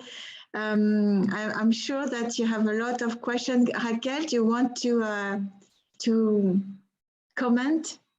Yes, first of all, I want to congratulate Adalton and Adela for their his and her brilliant presentations, very informative and plenty of really interesting data. I would like to highlight Adalton has said that the vaccinations in Brazil for the other infectious diseases has suffered a decrease because of the COVID-19 vaccination, or because the anti-vax activity, or because of the anti-vax. This is one question. The other one is, okay, I saw surprisingly smaller number of reports in the Brazil system, pharmacovigilance system, than in the Argentinian one, also than in the Chilean one. I don't like to ask Adalton what he thinks about. And for Chile, I really enjoyed it's a way of saying the autoimmune hepatitis that they detected, that has been detected. And the other important thing is the action taken with the AstraZeneca vaccine, because you stop the vaccination, women, women. And here in Argentina, from at least the reports from the end of July and the end of the August, we have duplicated the cases of thrombocytopenia with thrombocytopenia syndrome, both for the AstraZeneca vaccine is from 3 to 7, 6 cases as one, and also for the much lesser extent the Sputnik V vaccine that was from 1 to 2. That is a duplication anyway. And I would like to remark that among the 9 cases of thrombosis with thrombocytopenia reported in Argentina, at least up to October 31st October 2021, there was 4 fatal cases. We have no more information. So I would like that Adalton and Adiela comment my own comments. Okay, about the movement against the vaccine in Brazil, I think it's very complicated because it's not the target. It's for example, the one social class. It's affect all social class in Brazil. For example, the high class and the low class. It's very complicated, and the educational class, for example. There is continue this encourage of the vaccine between doctors. It's very crazy because doctors in Brazil works against the vaccine, the part of the doctor, the small part of the doctor. It's very complicated because the doctor needs to improve the vaccination program, the vaccination action, everything. It's very complicated. It's affect all the system in Brazil. I don't know how it's necessary to work already for fight against this new movement here, because during the campaign there is no case of serious adverse events in the media, the television. Okay, the one case, the serious case happening during the clinical research. It's the suicide of the participant of the clinical research, and they open the study, and the causalities show these patients use a placebo, not a vaccine. So there's no serious case. I didn't understand what's this resistance against the vaccine. It's a case for study already. In this moment, try to follow with the immunization. Thank you very much. Adiela, you want to react? Yes, the first question I didn't hear very well about the hepatitis, autoimmune hepatitis. I don't know if you can repeat for me, Raquel. Oh, only a congratulation. It was just a congratulation because it's really important. Thank you very much. About the TTS, I have the slide. If you want about the cases, because we have only 4 cases, I will do the slide. Is okay? Yes. Yes. I also congratulated you, the agents, because of because the actions taken. Thank you very much. We try our best. We still have challenges. We have 4 cases, what I told you at the presentation. These 4 cases, if you see, we have 3 in men and only 1 in women. This was for the decision. We took the decision that we don't administrate this vaccine to the young woman because we know that the risk in the young woman was higher than the risk in the young men, for example. Also, after the first case, that it was, we see the first case, number one was 31 years old. He was working in like a minor. And also we decide to move the age and to reduce the quantity of this vaccine. If you remember, the number of the AstraZeneca vaccine in the primary scheme was very low if we compare with the booster vaccine.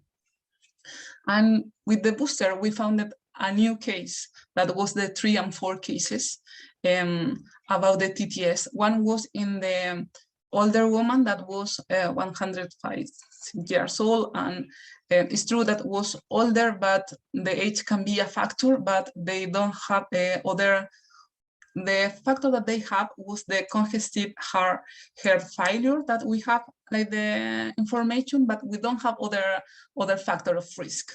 And this is why is the category of causality is indeterminate. That means can be the vaccine and can be other factor of risk, but we are not certain about if it was more the vaccine or the other factor. This is why this is the causality. But in the other case, if you see all were consistent, that means that we looked the case and they didn't have other factor of risk, was just the vaccine in the window of time, that the window of time of risk of the vaccines.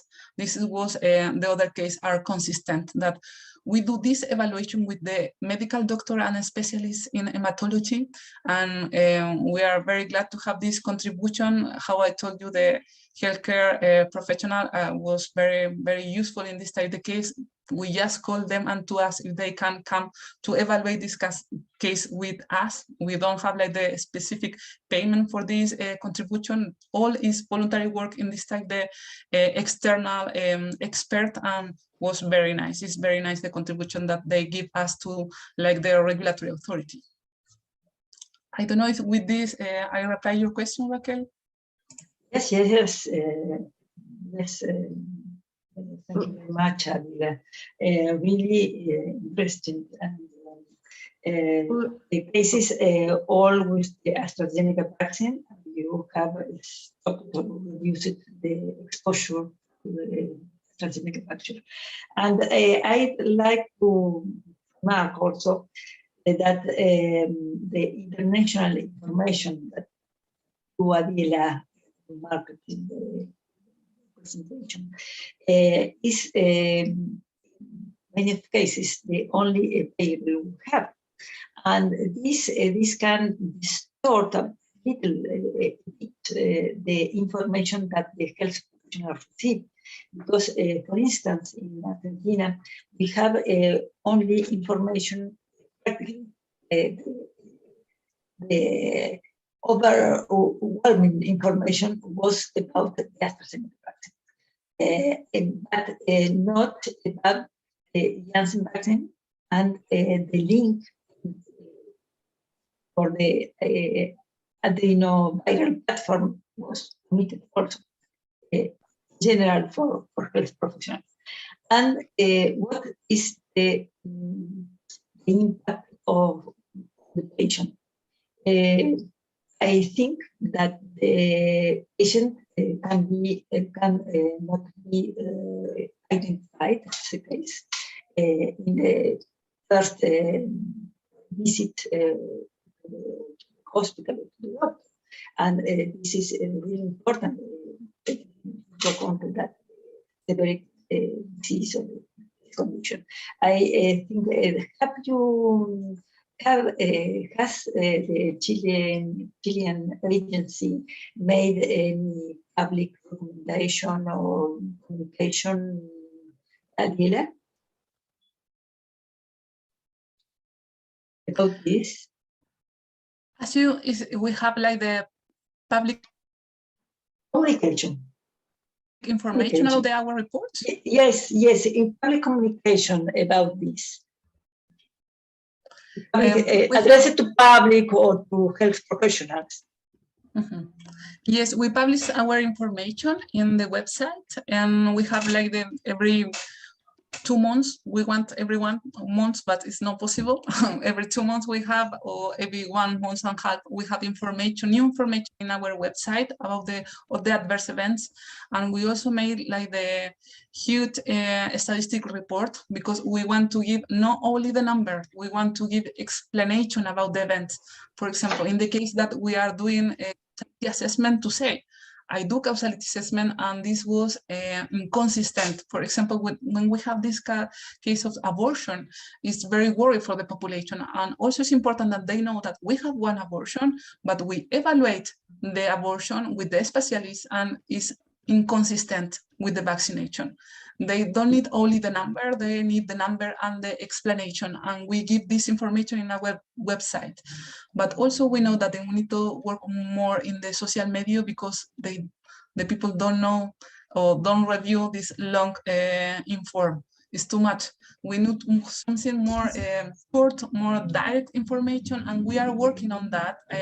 I'm working with the project with the Bajo region, also with the assessor communication, and we are doing like the specific message. Also, I have some students. I'm working with 3 students that is working in to update information in our website and information with the Instagram and Twitter, because we want to do more. And we need to work more close with the communication area of my authority, because we have different objectives.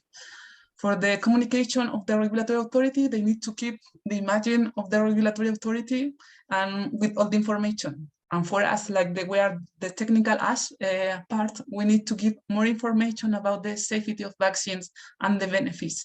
And we need to do the bridge between the imagine of the corporation, imagine of the institution, and the safety vaccines. We are in these challenges. We are working to do this bridge and to finally give more information to the population, because the people need more information. We are not doing enough, I know, but I think it's our future step also. Thank you so much for this clarification. I would like to highlight a few things, and especially in comparison with what I have seen in Israel. In Israel, the pharmacovigilance system and department has been set up quite recently. And it's a young department with young people. And eventually, we have organized completely differently to analyze benefit risk of the vaccine. In fact, 90% of the medical data are digitalized, meaning that everything is in the health record. Everyone is in one HMO, in one of the 4 HMO. And at the beginning of the vaccination and also the corona pandemic, they have set up an epidemiologic database that was in relation linked to the 4 HMOs. In the healthcare record, the electronic health record, you have everything for 20 years about all the results of the patient in the medication he has taken, the RX or MRI results. So we have everything. So in fact, all the HMOs and the Ministry of Health have been able to analyze both the data on vaccination, the numbers of vaccination, and also the efficiency and also the safety. And it's almost in real time, meaning that a spontaneous report are playing a very less important role. Because the most efficient is this epidemiologic data, which is working with artificial intelligence. And so we are able to retrieve the information in a very, very quick way, which is, I think it was the first publication, I think it was in April. It was the first publication of on the efficacy and safety of vaccine in the world, I think, with the Pfizer vaccine. The other difference that we have with all the what you have presented is the fact that we have used almost only the Pfizer vaccine. I think it was certainly a deal also to obtain the amount of vaccine immediately, was that we were able to provide this data, which were very precious for Pfizer, and not only for Pfizer, but the whole community. And then we have different, of course, we have different information, which means that, do you think that we will evolve towards this epidemiologic aspect of the pharmacovigilance, which will be more and more, first of all, we will have better information, more information. It will be related to the patient record, so we will be able to analyze the causality assessment better. And so this is one of the things that I wanted to put in front of your experience. I have two other things about the social media. I have been in contact in Israel with a startup, a very young scientist in artificial intelligence and machine learning, and she has developed a solution to screen not only the database like the VGBase or all the databases that are available, and also literature, and also all social media, and to screen all the forum and the chat and everything. And what is very sad, it's something that she has developed about 5 or 6 years ago. She was not able to find people interested in that, which is, I think, absolutely incredible. And this young scientist and CEO of this startup has been obliged to close this company, but she still has all the knowledge and the experience and the software. So I think that this is something that we have to encourage and perhaps to try to find these people and to find a way to use this incredible thing. And then last thing, I wanted to just about, it was about Adalton, your increase in the, I don't remember if it was Raquel or Adalton, you had an increase of the percentage of serious adverse event at the in the time. I think it was Raquel. And I think that perhaps it could be done. It could be due to the fact that at the beginning people wanted to report everything, and at the end they were. Everyone knows that there are some headaches and pain on the place on the injection place. So it's certainly due to this. People are more reporting adverse events than certainly, Irene. This is the explanation that is stated also in the reports, because at the beginning of the vaccination, the reports fever, myalgia, headache, like a flu syndrome, were absolutely the majority. And after this, people assumed that these effects were the effects of the vaccines, and reported in proportion more serious events. That is useful also because in the first times, the sensibility of the system contributed to the knowledge of the effect of the vaccine. A vaccine that has been not authorized, it is not authorized in Europe and by the WHO organization. And it was crucial to know how does it work. Yes, and, of course. Yes, and after, of course, people reported in proportion more serious events. And with the other vaccines, you can see the notification, the reporting rate is not so high. This is normal. So, Adalton and Adil, I would like to have your reaction about the evolution of health, electronic health record, how it is in your country, and also Raquel, and also how you see the evolution of the reporting of the spontaneous reporting. We know that we have a very low level of reporting. So the solution is, of course, it's epidemiology. So I would like to have your reaction one by one in your country and how you see the future. In Brazil, the electronic system, it's totally working. The electronic platform, there is no reporting the paper. I have this question about Raquel and Adela, see if your countries there is reports in papers forms or just electronic, but Brazil is just electronic.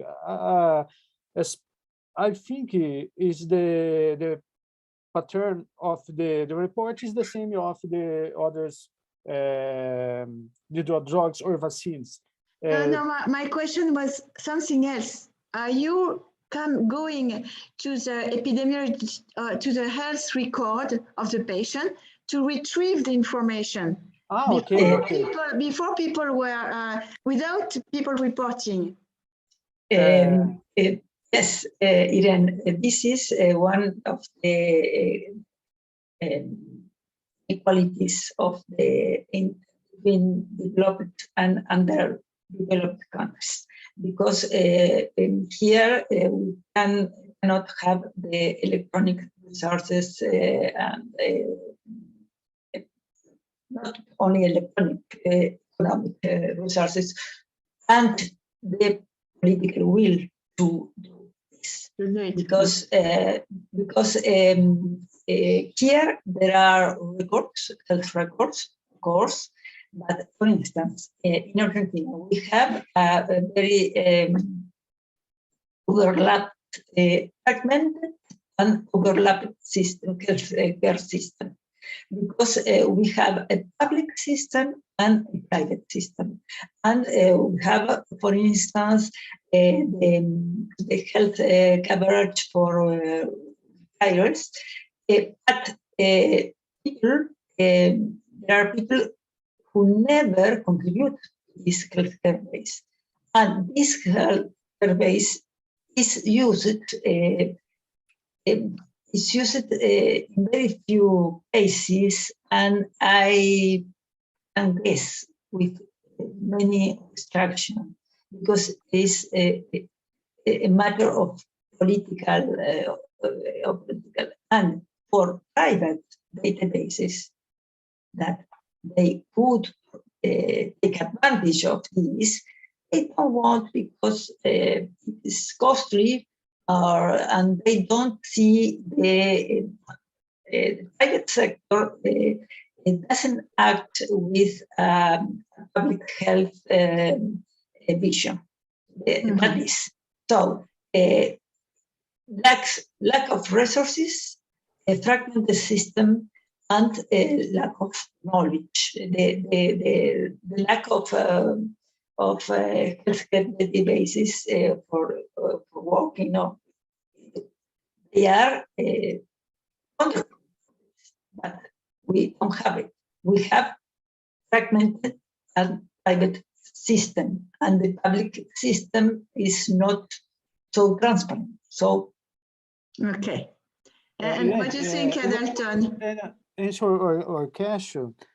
One patient receive vaccine in Brazil is registration in the system. The name is ESUS in Portuguese. And inside the system, there is a possibility to report adverse events. So all patients that receive vaccine is registration in this system. So it's possible to make a crossover study in the follow to observe, for example, late events for vaccine. It's possible to make a crossover using this database ESUS, and the patients in the receive this information or the hospitalization in the future, or to use a new medicine, for example, to treat a cardiac disease. It's possible to make epidemiological studies using this database. It's possible because all information is recorded. Okay. When you do it, are you doing it? You say it's possible to use it. No, it's possible to use. It's possible. It's necessary effort to make this study, but it's possible because this information is registration, and you talked before about the artificial intelligence. It's the time for using this information because there are the base is very strong for make studies on the future. It's not building a cohort different of the other countries, but this database is possible in the scenario of pharmacovigilance used for follow patients, make this crossover, because the vaccination in Brazil happened all totally in the public health system. So it's possible just one database. Okay. And Adela, what is the case in your country? In my country, I have partial information in the electronic record. The information that I have is the information that we want to use, or we are working to use for our next step, our next study is hospital discharge. I have hospital discharge for all the system. And with this information, I can find, for example, the background. And I'm working on that with the Ministry of Health now. But I don't have, for example, in the electronic record, the information of the exams and the other information of the chart. But I have the hospital discharge, and with this information, we start to work on that in this. Which is already something. Yes, of course, we are glad for do that. It's our dream to have all the system in one database. I hear you, and I like have the system like that, when I can have all the information in the electronic and do a lot of study. But for us, it's something similar that Argentina, our system is also fragmented in private and public system, and every sector building their own system, electronic system, and you need to do a lot of bridge to have all this information in one database. But for now, yes, I have something, and I will do something with the something I have. Yes. Anyway, I would like to emphasize the effort and the success of these governments, and because Chile has more resources than Argentina has at that moment now, and I don't know Brazil, but we are not rich countries. So the effort to vaccinate population, like Chilean did in 2 months, 90% of population, they are many. It's true. We have to deal with money, with cost of the, for instance, the Pfizer vaccine, the vaccine. All the opposition, the politicians of the opposition made lobby for the Pfizer vaccine, because it costed this double or triple than the other one. And in fact, the economic trade or deal, I don't know how is the correct term, was reached 10 months later. And there are many economic questions for countries, for poor countries, for under-resourced countries. And this, I think, the result, we can see this as a disappointment. We have 127,000. But the government made the effort. And I would like to emphasize also that social distance is very effective and for free measure. I don't know if it's totally and completely for free, but vaccines are good, but vaccines are not enough. Social distance must be maintained. And now that we see the sixth wave, I don't know how you are in the BA2. I think that it has not reached Latin America, the Omicron. The Omicron. Yes, the Omicron. Omicron, we had the Omicron wave. No, yes. The BA2. I know BA2, no. No, because right now in Europe it's increasing, then it's stable and starting to decrease, and now it's starting also in Israel very late. Until now, there's no, but okay, I hope this scenario keep, but it's very difficult to keep this zero. Yes, absolutely, and we see in Hong Kong how difficult it is to stay in zero COVID. You know, in being together and discussing this, our differences and the way we have reacted to this pandemic, every one of us, we have tried to be active and to be proactive. I think that we could set up like a small network and exchange what we have done, all of us, and when we have to translate in one language or another language, it's something that we can do to help each other. So I'm just sending this idea right now to set up a small network, a small group of people to exchange what we have done each other. So whoever is interested will be more than welcome. That's right. Well, I think that if there are no more questions, we can close, Irene. Yes, I think that there is a lot of questions which remain to be addressed, but I don't think that we will be able to do that in one session. So thank you, Raquel, for bringing such good experts, and thank you to you for organizing this Latin America, the two parts. It was very interesting, and I would like just to have few slides to finalize this session. Just perhaps a few words about who we are, the Eranim, the association, which is the mission is to promote the safe medication practices and to give more science-based information on vaccines and to fight infodemic, of course. We have decided to open our activity not only to healthcare professionals and experts in pharmacovigilance, but also to the general public. We want to be a public health actor in the crisis and pandemic, and we want to increase the collaboration between all the countries and between Israel and the international community.